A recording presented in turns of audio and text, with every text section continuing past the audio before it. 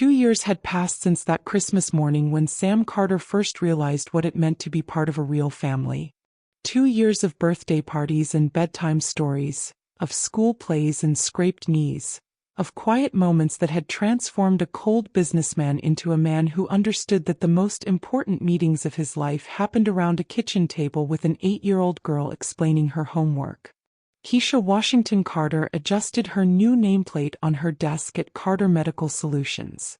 Director of Patient Services had become Director of Community Health Initiatives, a promotion that came with its own office, a substantial raise, and the respective colleagues who'd watched her revolutionize how their partner hospitals approached patient care.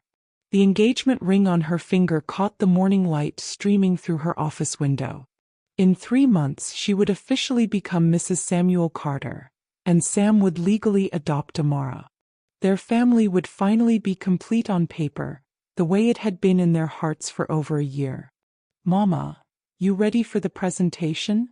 Amara poked her head around the office door, her school uniform crisp and her natural hair pulled back in the elegant braids that Sam had surprisingly learned to do after watching YouTube tutorials. "Almost, baby.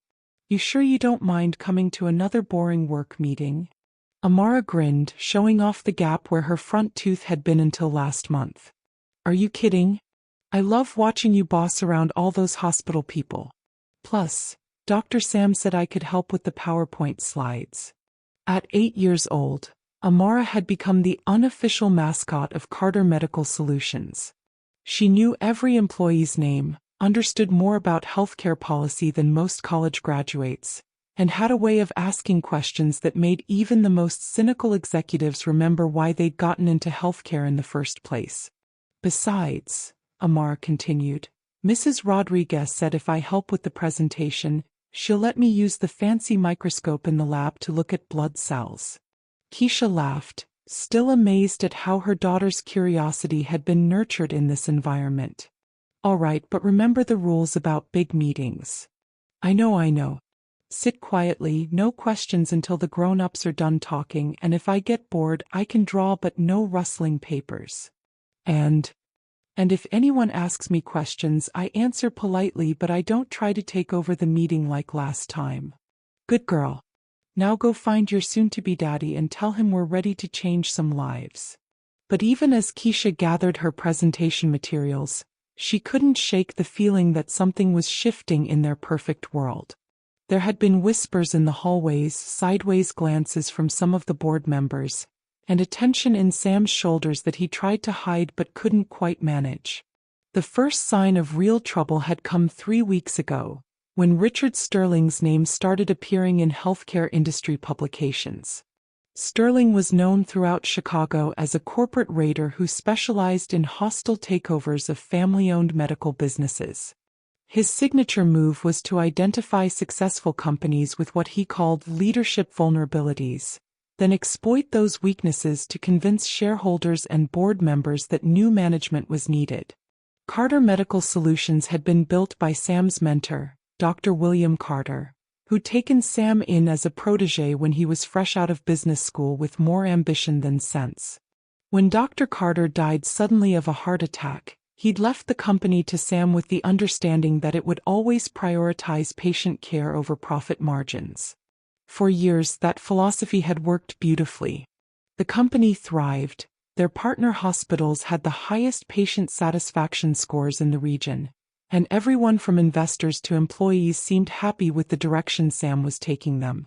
But success had made them visible and visibility had made them a target. "You ready to show them how it's done?" Sam appeared in Keisha's doorway, straightening his tie with one hand while Amara clung to his other arm, chattering about something she'd learned in science class. "Born ready," Keisha replied, but she noticed the tightness around his eyes. "Everything okay?" "Of course. Why wouldn't it be?" It was such a transparent deflection that even Amara looked up at him with concern. "Dr. Sam, you have that worry face again." "Worry face?" "Yeah, like when you're thinking about work stuff that makes you sad." "Mama gets the same face sometimes." Sam knelt down to Amara's level, a habit he'd developed over the past 2 years. "You know what? You're right. I have been worried about some work things, but having my two favorite girls here to help with the presentation makes everything better. We're a team, Amara said solemnly, a phrase she'd picked up from Sam during one of their weekend talks about how families support each other. The best team, he agreed, but Keisha caught the shadow that crossed his face when he thought neither of them were looking. The presentation went flawlessly. Keisha outlined their new community health initiative, a program that would bring preventive care directly into underserved neighborhoods throughout Chicago. It was exactly the kind of innovative, community-focused approach that had made Carter Medical Solutions a leader in their field. The room was full of hospital administrators, board members, and department heads. Amara sat in the back row, sketching in her notebook and occasionally looking up to beam proudly at her parents. Questions? Sam asked as Keisha concluded her presentation.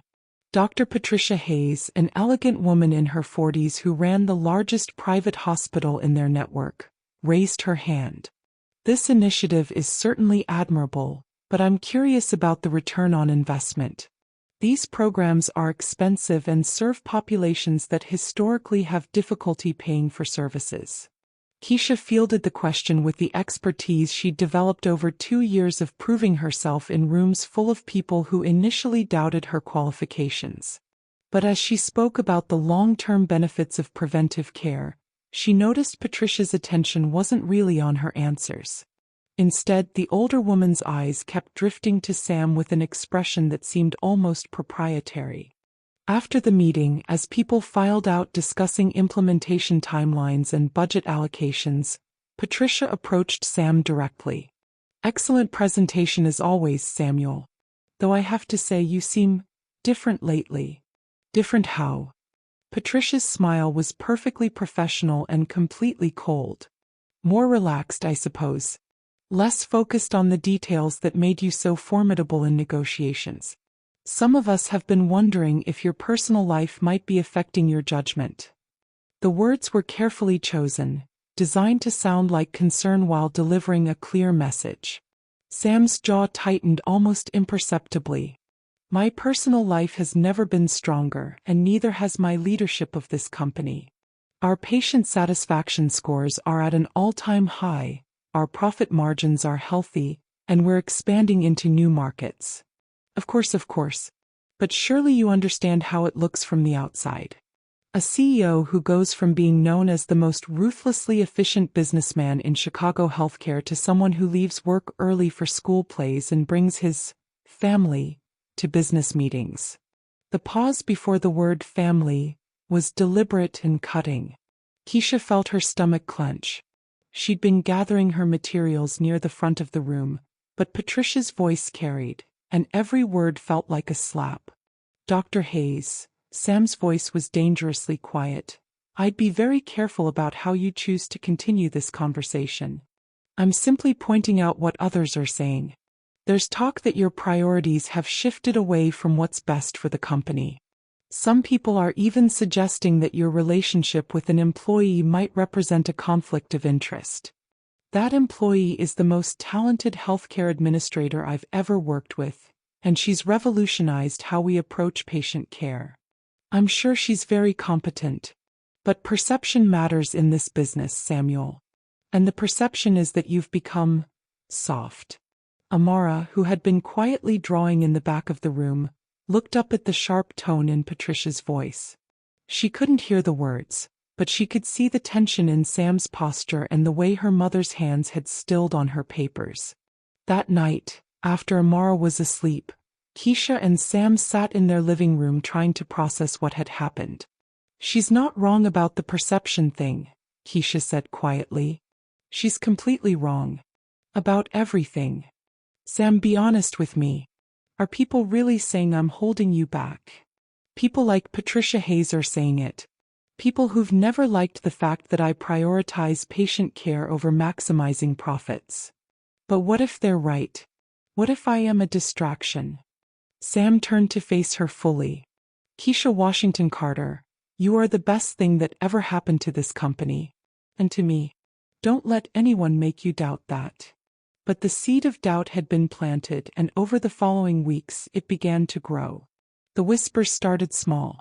Comments about how Sam seemed distracted in board meetings.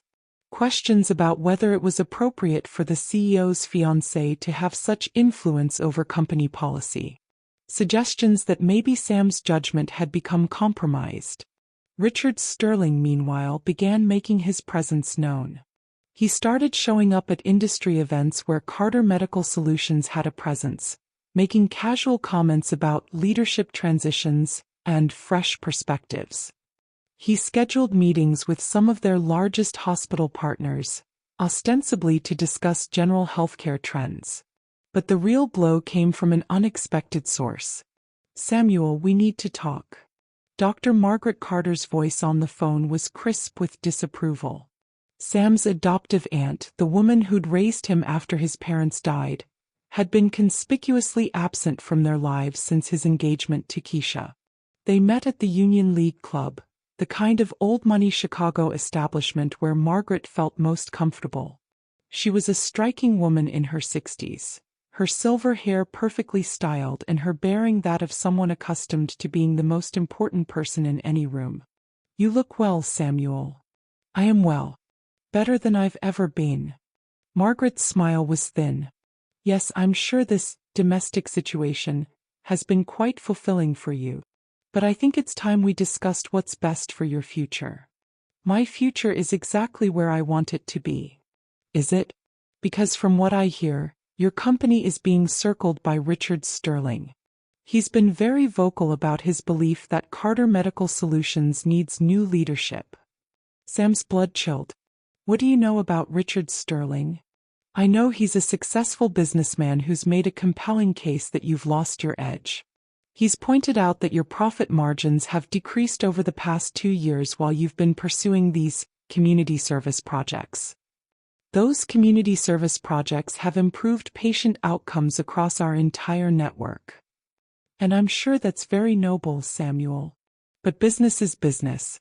Richard has made it clear that he believes your judgment has been compromised by your relationship with that woman."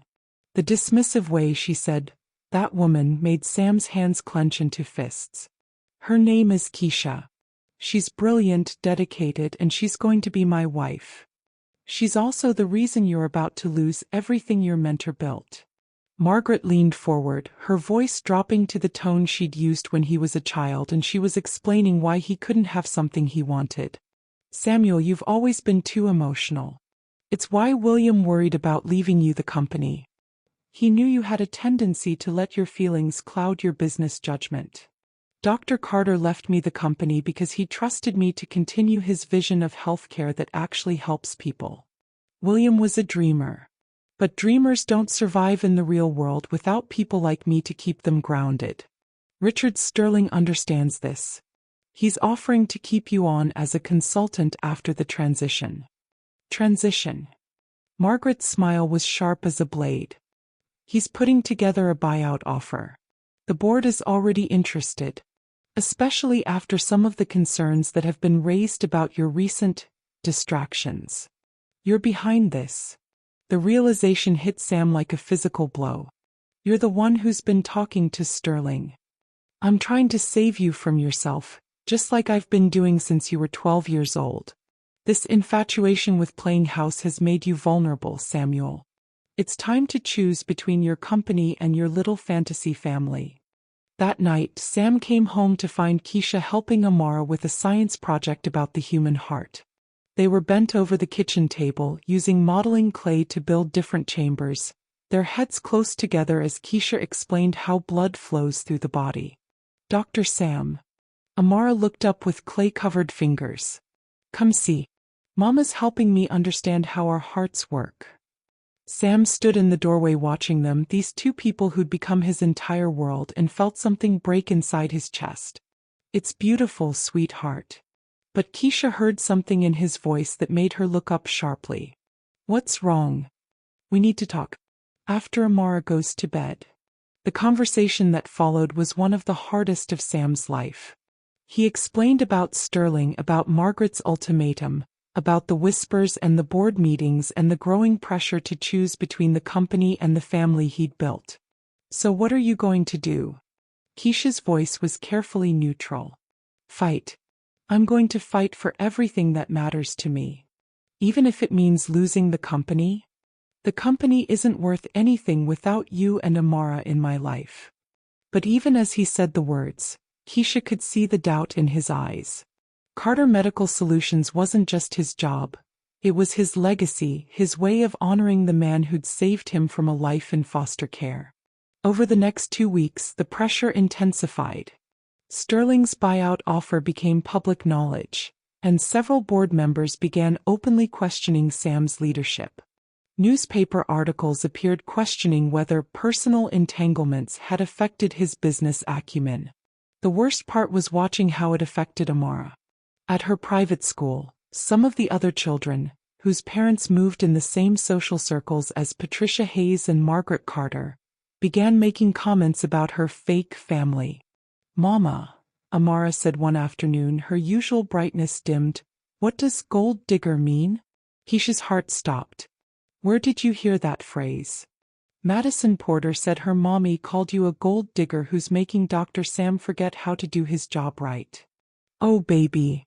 Keisha pulled Amara onto her lap, struggling to find words that would explain adult cruelty to a child who'd only known love and acceptance. "Did I make Dr. Sam's job harder by being his daughter?" The question shattered something in Keisha's chest. "No, sweetheart. You made his life better in every way." But that night, alone in her room, Keisha began to wonder if everyone was right. Maybe she was holding Sam back. Maybe her love was selfish, keeping him from the success he deserved. The breaking point came during a board meeting that Keisha wasn't supposed to know about. Sam had been called in to address concerns about company direction, but Margaret Carter had made sure word reached Keisha through carefully placed gossip. Sterling was there as a guest, presenting his vision for the company's future. He spoke eloquently about efficiency, profit maximization, and the need for leadership that wasn't distracted by personal considerations. "The question," Sterling concluded, "is whether Carter Medical Solutions will continue to be run as a business or as a social experiment designed to make the current CEO feel good about himself." Board member after board member voiced concerns about the community health initiatives that served low-income populations, about Sam's lack of focus since his engagement, about whether the company needed fresh leadership to stay competitive. Sam defended every decision, every program, every choice he'd made. But Keisha, listening from the hallway outside the conference room, could hear the exhaustion in his voice. When the meeting ended, she slipped away before anyone could see her. But she'd heard enough. That evening, Margaret Carter made an unexpected visit to their home. "Mrs. Washington," she said when Keisha answered the door, "I think it's time we had a frank conversation." They sat in the living room while Sam was upstairs reading to Amara. Margaret's presence seemed to suck the warmth from the space they'd made into a home. "You seem like a nice enough woman," Margaret began, "but surely you can see what your relationship is doing to Samuel. I see a man who's happier than he's ever been. You see a man who's about to lose everything he's worked for. The board is ready to accept Sterling's offer. Samuel will be out of a job, his reputation in ruins, all because he chose personal happiness over professional responsibility." Keisha felt her throat tighten. "That's not fair." "Fair." Margaret's laugh was sharp. "My dear, fairness has nothing to do with it. This is about survival. Samuel was raised in foster care. He knows what it's like to lose everything. Are you really going to make him go through that again?" "I would never." "You already are. Every day you stay in his life you make him weaker, more vulnerable, less capable of the ruthlessness required to succeed in business." Margaret leaned forward, her voice dropping to a whisper. "I'm prepared to offer you $2 million. Enough to disappear, start over somewhere else, give your daughter every opportunity you could want for her. You're asking me to leave Sam. I'm asking you to save him from himself. He'll never forgive himself if he loses the company William left him. And he'll eventually resent you for being the reason he lost it." "You're wrong." Am I? Look at him, Mrs. Washington. Really look. See the stress, the exhaustion, the doubt that never used to be there. You're killing the man you claim to love. That night, Keisha lay awake staring at the ceiling while Sam slept fitfully beside her.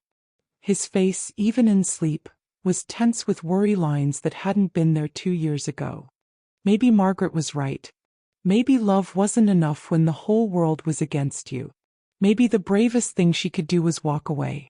Over the next week, Keisha began making quiet preparations. She researched jobs in other cities. She looked at apartments far from Chicago.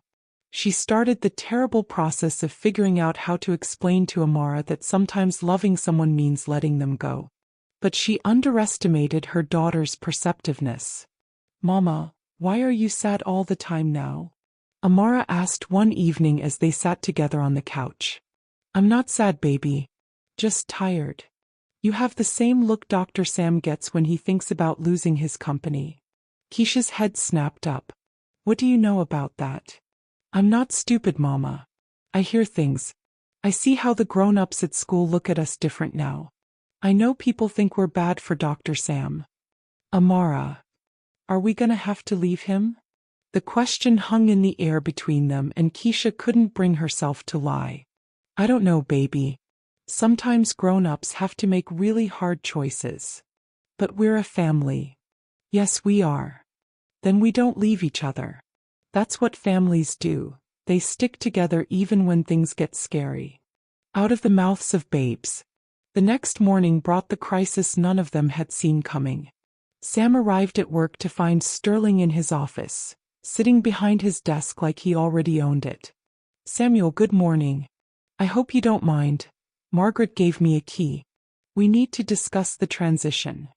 "There's not going to be a transition." Sterling smiled like a shark scenting blood. "I'm afraid the board disagrees. They voted last night. Emergency session. The buyout has been approved." Sam felt the floor drop out from under him. "That's impossible. They would have told me." "Why would they? You've made it clear that your priorities lie elsewhere. They're simply acting in the company's best interests." "This company is my life." "No, Samuel. This company was your life. But you chose domesticity over dedication, and this is the result." Sam stood there, staring at this man who was calmly dismantling everything he'd built, everything Dr. Carter had entrusted to him.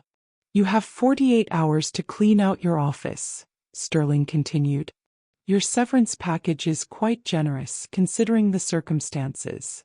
When Sam came home that evening, Keisha took one look at his face and knew their world had ended. "I lost it," he said simply. "I lost everything."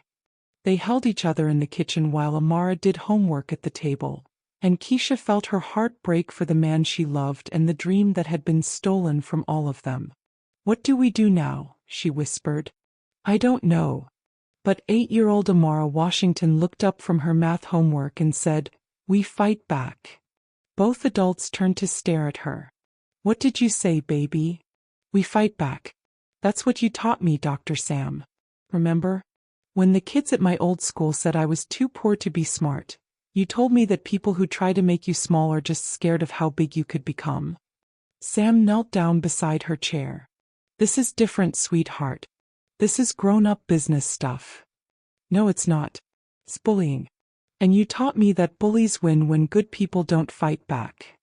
She closed her math book and looked at both of them with the same serious expression she'd worn 2 years ago when she decided to save her mother's job interview.